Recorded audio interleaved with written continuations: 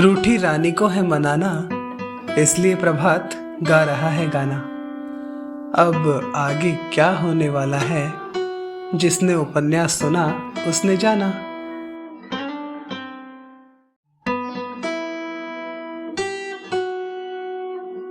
Can I hold your hand, एक खूबसूरत एहसास। कोमल अग्रवाल की कलम से निकला उपन्यास।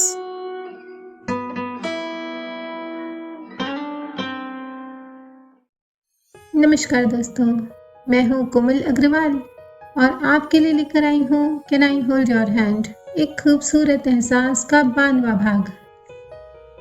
कहानी के पिछले भाग में आपने सुना कि रानी को हल्का सा होश आता है तब जब प्रभात उसके माथे का स्पर्श करता है।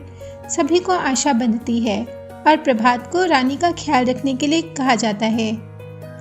सूरज उसे समझाता है कि अब वही रानी को इस बेहोशी से बाहर ला सकता है, और ऐसा होता भी है। प्रार्थना काम कर जाती है और रानी होश में आती है। अब आगे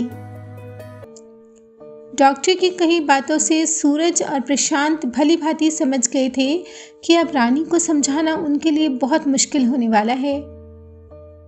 उसके दिमाग को आराम की जरूरत है, यह सोचकर सूरज ने सभी को सावधानी बरतने के निर्देश दिए और प्रभात से उसके रिश्ते के टूटने की बात याद न दिलाने पर जोर दिया। अब क्या होगा? प्रभात भैया पर दबाव तो नहीं डाला जा सकता ना? पाखी ने आशंकित स्वर में कहा। प्रभात इतना हार्टलेस नहीं है कि वह रानी को तकलीफ में देखकर अपने बारे में सोचे। और कौन सा हम उससे शादी ही कर दे रहे हैं रानी की। सूरज ने अपनी राय दी। मौसी जी को भी मना लिया गया और उनसे कहा गया कि प्रभात के रानी के पास आने जाने पर किसी भी किस्म की कोई पाबंदी न लगाएं। वह परिस्थिति समझकर राजी हो गई। सब किसी न किसी बहाने से बाहर आए और प्रभात रानी के पास अकेला रह गया। रानी चुपचाप लेटी हुई सामने की दीवार की तरफ देख रही थी। प्रभात को अपने पास जब उसने देखा तो उसे बहुत सुकून मिला। कितना टाइम हो गया? उसने धीमे स्वर में पूछा। प्रभात ने हाथ में बंधी घड़ी देख बताया, 9 बज रहे हैं। सब लोग कहाँ गए? अगला सवाल आया। कोठी पर गए हैं, किसी ने कुछ खाया नहीं है सुबह से, इसलिए। प्रभात ने सफाई दी। आपने खाया? रानी ने प्रश्न किया, पर प्रभात कुछ नहीं बोला, बस खामोशी से उसे देखता रहा। आलू सिंह कोठी से रानी के लिए खाना लेकर आया था और रखकर चला गया। चलिए अब कुछ खा लीजिए। प्रभात ने बैग से हॉटपॉट निकाला और रानी को बैठने के लिए कहा। एक टिफिन में दलिया था और दूसरे टिफिन में कुछ फल और सलाद कटे हुए रखे थे। रानी ने मना किया पर प्रभात नहीं माना। सूरज बाबू नाराज होंगे, और अभी डॉक्टर बाबू क्या कहकर गए सुना नहीं? उसने जिद कर रानी को खाने के लिए आखिरकार मना ही लिया। जिस प्रभात से वह अकेले में बात करने का मौका खोजा करती थी, वही प्रभात आज उसके इतना नजदीक था और उसके लिए इतना सब कुछ कर रहा था कि यह देखकर वह हंसे या रोए, वह कुछ समझ नहीं पा रही थी। जब पहली बार उसने प्रभात को पाखी की शादी पर देखा था और उसी से अपने रिश्ते की बात तय होनी जानी थी, तभी से वह प्रभात को मन ही मन चाहने लगी थी। प्रभात के सौम्य स्वभाव ने उसे और भी आकर्षित किया था। नीलम तो बार बार उसका नाम लेकर उसे चिढ़ाती रहती थी, और मसूरी आकर प्रभात के साथ रहने के कितने ही ख्वाब उसने अब तक देख डाले थे। इस रिश्ते का ऐसा अंजाम देख वह बर्दाश्त नहीं कर सकी और उसका दिल ही मानो बंद हो गया था। यह सब सोचती हुई वह उस घड़ी को कोस रही थी जब उसकी मम्मी ने प्रभात से उसके रिश्ते की बात चलाई थी, और होटल के उद्घाटन पर जब प्रभात की माताजी ने इस रिश्ते पर अपने वचन की मोहर लगाई तो उसके पैर जैसे जमीन पर ही नहीं थे। तो आप नहीं खाएंगी? प्रभात ने नाराजगी भरे स्वर में पूछा। खा रही हूँ, कहते हुए रानी ने उसके हाथ से चम्मच ले लिया और खाने लगी, मगर उसे सब कुछ बेस्वाद लग रहा था। जैसे तैसे उसने 2-4 चम्मच दलिया खाया, फिर वापस बोल को टेबल पर रख दिया। अच्छा, ये दूध पी लीजिए। प्रभात ने थर्मस में से दूध निकालकर गिलास में डाला और रानी को दिया। मुझे सचमुच कुछ भी अच्छा नहीं लग रहा, कहते हुए रानी ने अपना सिर पकड़ लिया और मुंह तकिए में छिपाकर रोने लगी। क्या हुआ, डॉक्टर को बुलाऊं? प्रभात बहुत घबरा गया। रानी चुपचाप लेट गई। प्रभात दूध वापस थर्मस में डालकर रानी को कंबल से अच्छी तरह ढककर उसके पास बैठा रहा। आप सचमुच मुझे नहीं चाहते? रानी ने एकाएक नम आंखों से प्रभात को देखते हुए पूछा। देखिए रानी जी, आप खुद को ऐसे परेशान मत कीजिए। अभी आपकी तबीयत ठीक नहीं है ना, प्लीज कुछ मत सोचिए। प्रभात ने उसे समझाया। आप क्या मिस रोजी को चाहते हैं? सच बताइए। रानी अधीर हो उठी। प्रभात कुछ पलों तक शून्य में ताकता रहा। जरूरी नहीं कि हम जो चाहते हैं हमें सब कुछ मिले, उसने ठंडी सांस भरकर कहा। उसके स्वर में नमी थी। तो क्या मिस रोजी आपको नहीं चाहती? इस बार रानी को कुछ आशा बंधी। नहीं, वो सिर्फ मुझे अपना दोस्त समझती हैं और कुछ नहीं, प्रभात ने कहा। तो रानी को रोजी और लिली की कही बातें याद आई। वह अपनी और प्रभात की दयनीय स्थिति पर मुस्कुराई।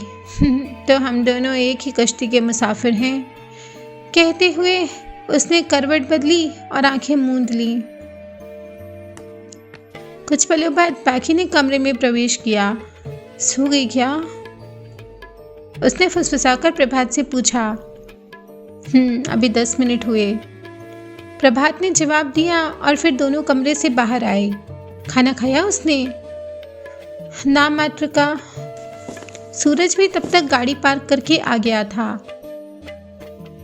कुछ कहा उसने? प्रभात ने खुलकर सारी बातें बताई। ये तो बहुत बड़ी समस्या है। पाखी चिंतित हो गई। उसे सिर्फ वक्त चाहिए और हौसला, जो सिर्फ हम उसे दे सकते हैं। बाकी सब ऊपर वाले के हाथ में है, सूरज ने कहा। प्रभात को घर वापस भेजकर वो दोनों कमरे में आए। रानी के बगल वाले बेड पर पाखी को सुलाकर सूरज सोफे पर लेट गया। दोनों रात भर जागकर रानी की देखभाल करते रहे और फिर सुबह उसे डिस्चार्ज मिल गया। प्रभात और सूरज अगली सीट पर बैठे रानी को हंसाने की कोशिश कर रहे थे। पाखी भी छोटी बहन का लाड कर रही थी। कार कोठी में दाखिल हुई, मगर रघु को छोड़कर कोई भी दिखाई नहीं दे रहा था। प्रभात ने उतरकर कार का दरवाजा खोला। लगता है सब कहीं गए हैं, रानी ने सोचा। दोनों बहनें उतरी। प्रभात पहले ही अंदर चला गया था। सूरज के होठों पर एक प्यारी सी मुस्कान थी। उसने कार के डिक्की से एक सुंदर सा फ्लावर्स का बुके निकाला और रानी के सामने कर दिया। Welcome home dear. Thank you जीजू, आप बहुत अच्छे हैं। रानी उसके गले से लग गई।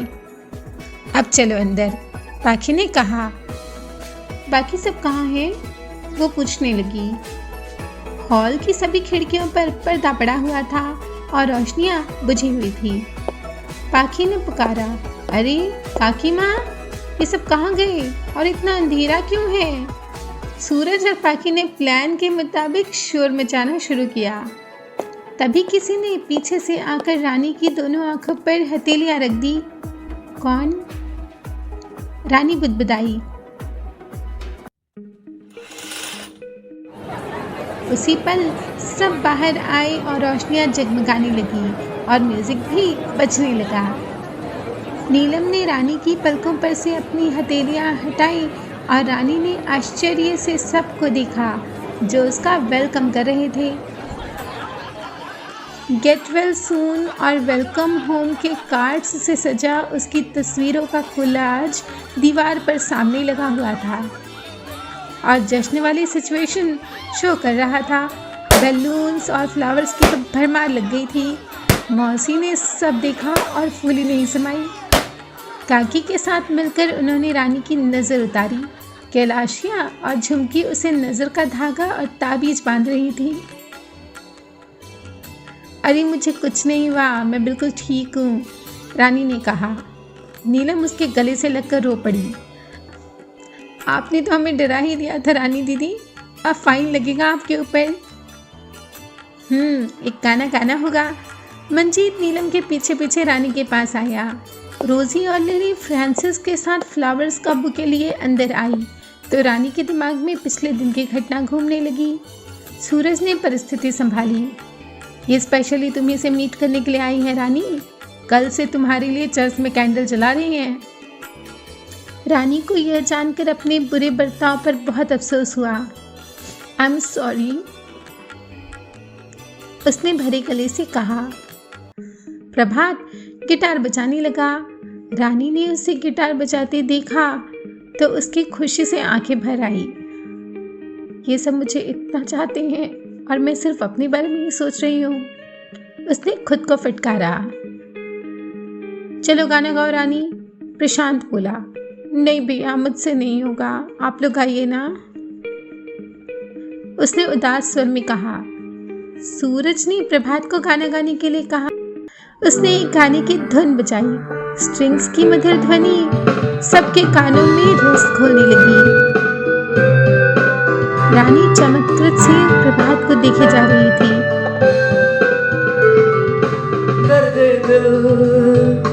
दर्द जिगर दिल में जगाया आपने, दर्द जिगर दिल में जगाया आपने। पहले तो मैं शायर था, आशिक बनाया आपने। दर्द जिगर दिल में जगाया आपने। दर्द जिगर दिल में जगाया आपने। प्रभात की इस म्यूजिकल परफॉर्मेंस पर सभी मुग्ध हो गए, मगर रानी पर अभी भी प्रभात के प्यार का जुनून सवार था। सूरज ने भी लगे हाथ अपने गाने के शौक को पूरा किया। वह अपना केसियो निकाल लाया और बजाने लगा। दो दिल मिल रहे हैं, दो दिल मिल रहे हैं, मगर चुपके हो, दो दिल मिल रहे हैं, मगर चुपके सबको हो रही है। हाँ, सबको हो रही है खबर, चुपके हो, दो दिल मिल रहे हैं, मगर चुपके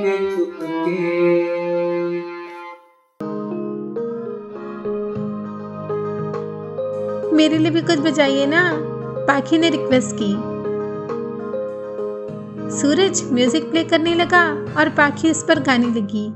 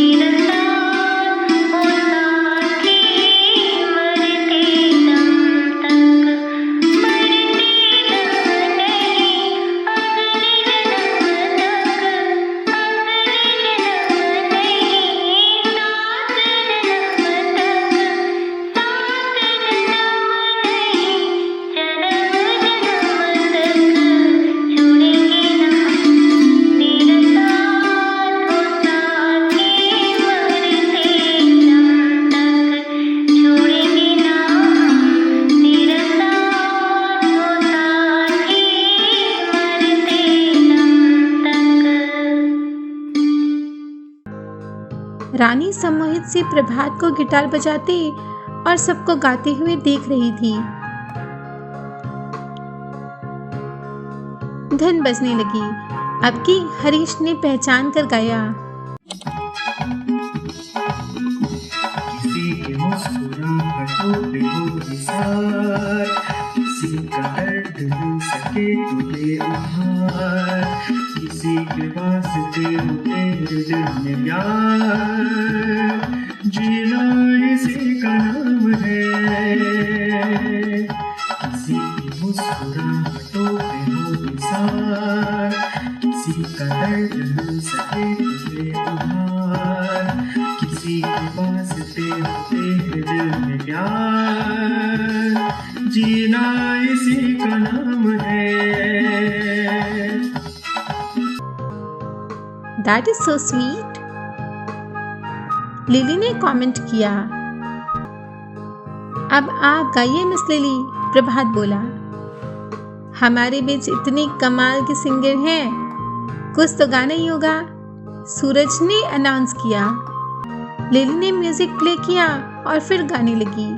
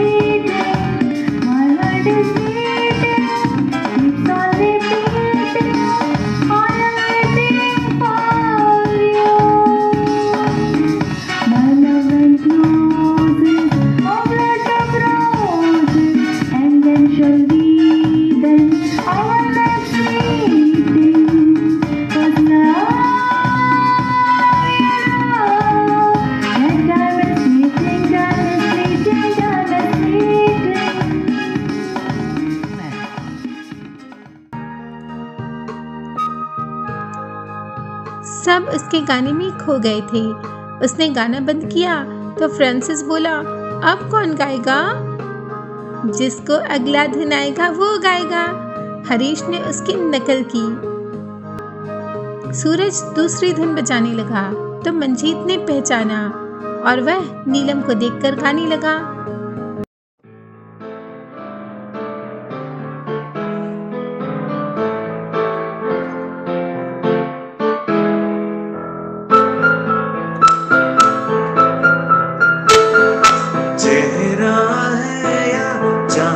खिला है जुल्फ घनेरी शाम क्या, सागर जैसी आंखों वाली, ये तो बता तेरा नाम है क्या?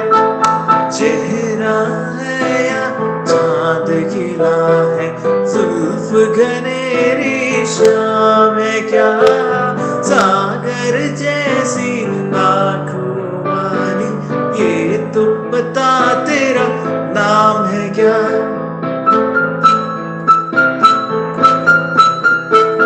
अरे तू क्या जाने तेरे खातिर कितना है बेताब ये दिल, तू क्या जाने देख रहा है कैसे कैसे ख्वाब ये दिल।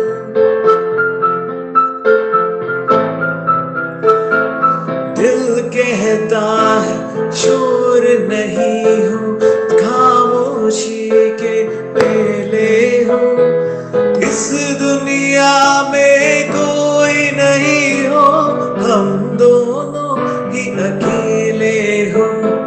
तेरे सपने देख रहा हूँ और मेरा अब काम है क्या, सागर जैसी आंखों वाली, ये तो बता तेरा नाम है क्या?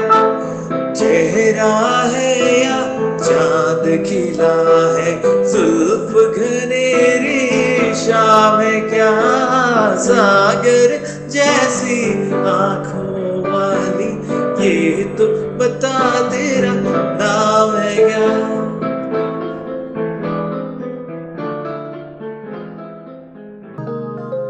वेरी राइट, लिली बोली और दूसरी धुन बजाने लगी। रानी को धुन पहचानी पहचानी सी लगी। अगले ही पल उसने गाना शुरू किया। अजीब दास्तां है ये, कहाँ शुरू कहाँ खत्म, ये मंजिलें हैं कौन सी, न वो समझ सके न हम। अजीब दास्तां है ये, कहाँ शुरू कहाँ खत्म, ये मंजिलें हैं कौन सी, न वो समझ सके न हम। मुबारक है तुम्हें कि तुम किसी के नूर हो गए, मुबारक है तुम्हें कि तुम किसी के नूर हो गए, किसी के इतने पास हो कि सबसे दूर हो गए। अजीब दास्तां है ये, कहाँ शुरू कहाँ खत्म, ये मंजिलें हैं कौन सी, न वो समझ सके न हम। अजीब दास्तां है ये। लिली ने तुरंत धुन बदल दी। उसे लगा उसने यह धुन बजाकर कुछ गलत कर दिया है। पहले ही रानी और उसकी झड़प ताजा थी। अगला गाना नीलम ने पहचाना।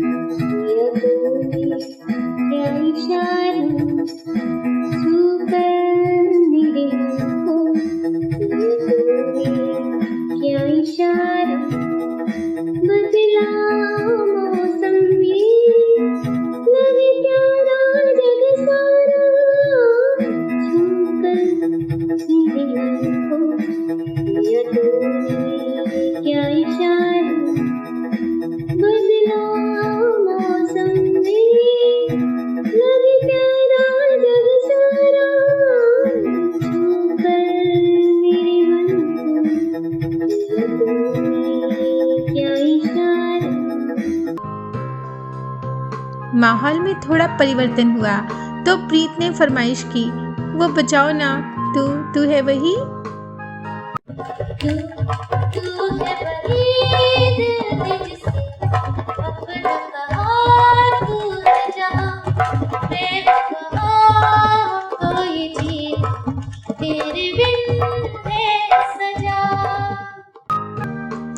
धुन बजी तो वैशाली उसके साथ गाने लगी। किस्मत से हमें आप हमदम मिल गए, जैसे कि दुआ को अल्फाज मिल गए। सोचा जो नहीं वो हासिल हो गया, चाहूं और क्या कि खुदा दे अब मुझे एहसास की जो जुबान बन गए, दिल में मेरे मेहमान बन गए।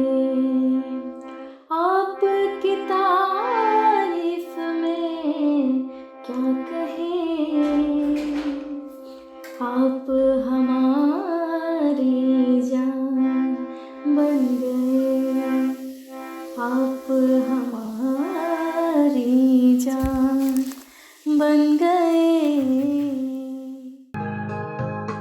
ये आपके लिए हरीश, उसने कहा। Wow, I am obliged your highness, Harish ने कहा तो सब मुस्कुराए। मिस रोजी आप भी तो कुछ गाइए, मंजीत ने कहा। Yes rose, Singh a song, सूरज ने इंसिस्ट किया। रोजी गाना नहीं चाहती थी, पर सूरज की बात वह टाल नहीं सकती थी। लिली ने तब तक प्रभात को गिटार दे दिया था और वो रोजी के बगल में आकर बैठ गई थी। प्रभात ने धुन बजाई तो रोजी ने गाया। जिंदगी को बिना प्यार कोई कैसे गुजारे, महबूब की आँखों में बड़ी बात है प्यारे। जिंदगी को बिना प्यार कोई कैसे गुजारे, महबूब की आँखों में बड़ी बात है प्यारे। जिंदगी को बिना प्यार कोई कैसे गुजारे।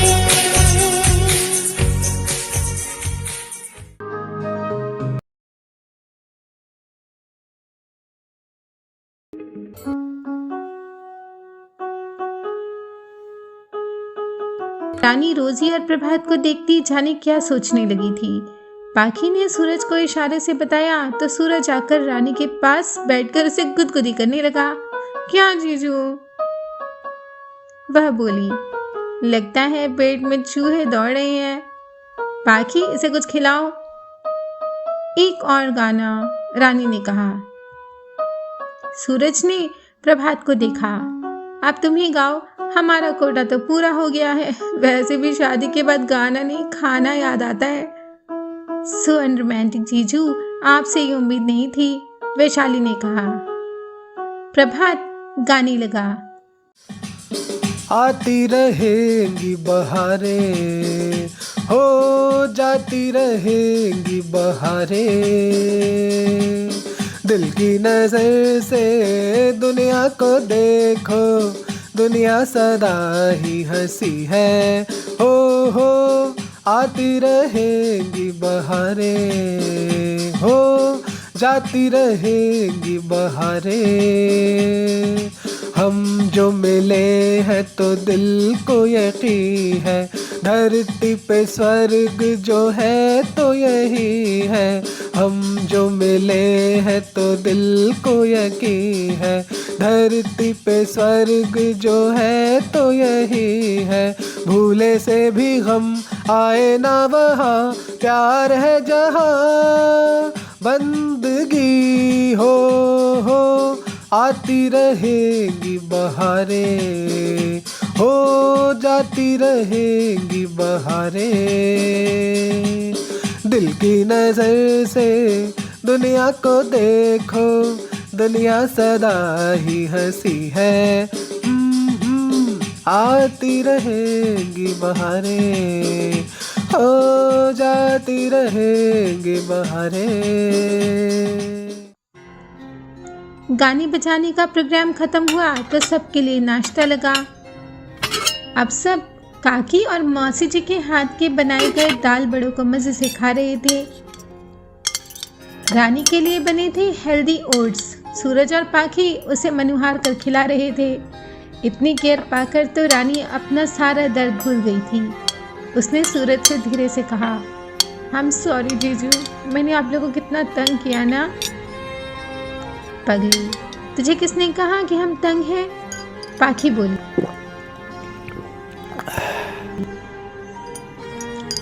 वैसे तंग होने का ये अपना मजा है।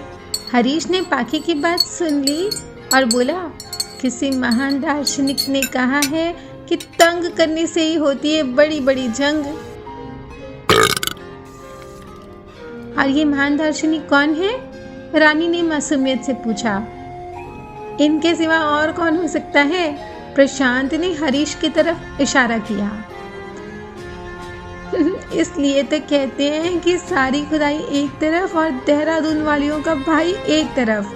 हरीश ने मुहावरा बदल कर कहा तो रानी जोर जोर से हंसने लगी। थैंक गॉड, ये एटलीस्ट हंसी तो सही, नीलम ने कहा। तो दोस्तों, इस भाग को सुनकर आपके चेहरे की हंसी भी लौट आई होगी। तो फिर हंसते हंसते एक प्यारा सा कमेंट लिख डालिए। अब सुनते हैं उन साथियों के नाम जिन्होंने अपनी प्रस्तुति से आपको भी हंसाया और रानी को भी। सचिन पटेल, चेहरा है या चांद खिला है, और दर्द दिल दर्द जिगर, प्रतीक सर्राफ, दो दिल मिल रहे हैं, पूनम रावत, छोड़ेंगे ना हम जिंदगी को बिना प्यार, और छूकर मेरे मन को, ज्योति दुबे, किस्मत से मेरी आप, और my heart is beating, Omkar Pawaskar, किसी की मुस्कुराहटों, सलोनी शर्मा, अजीब दास्ता है ये, तू है वही, और ओमवीर नावरिया यानी मैं, आती रहेंगी बहारें। हम जल्द ही लेकर आएंगे अगला भाग सिर्फ आपके लिए। तो शेयर जरूर कीजिए, चैनल सब्सक्राइब नहीं किया हो तो कर दीजिए, हमें भी अच्छा लगेगा, और घंटी का आइकन दबाएंगे तो आपको अच्छा लगेगा क्योंकि आप पाएंगे क्विक अपडेट्स। लाइक का बटन भी जरूर प्रेस कीजिए ताकि हमारे चेहरे पर भी वही हंसी हो जो इस भाग को सुनकर आप सबके चेहरे पर है। मैं ओमवीर नावरिया फिर मिलूंगा आपसे कोमल अग्रवाल के साथ। Till then stay tuned with connecting dreams, जो दे सपनों को पंख।